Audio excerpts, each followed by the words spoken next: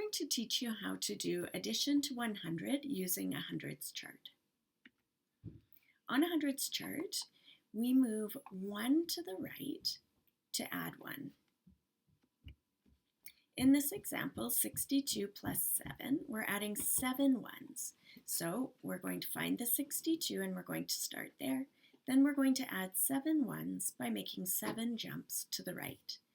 1, 2, 3, 4, 5, 6, 7. And you'll notice that as we move to the right, our numbers get bigger, which makes sense with addition. When we added 10 on the hundreds chart, we move down 1 row. So here we are at 28.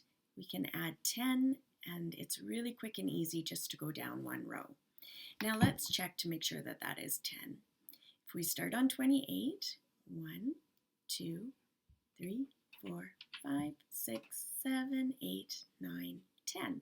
So that was 10. From 28 to 38 was 10. In this example, 54 plus 40, we're going to add 4 tens. So we're going to start on the 54, and then we're going to jump down 4 rows. 1, 2, 3, 4. And that's 4 tens. And we landed on 94, so 54 plus 40 equals 94. In this example, 32 plus 34, 34 has 3 tens and 4 ones. So we're going to start on the 32. Now we're going to go down 3 tens. 1, 2, 3. And we're going to move 4 ones to the right. 1, 2, 3, 4. So 32 plus 34 equals 66. Now we're going to use a hundreds chart, and we're going to look at what regrouping looks like on a hundreds chart. So we're going to do the question 28 plus 56. We start on 28. Now 56 is 5 tens and 6 ones. So here we are on 28. We're going to add 5 tens.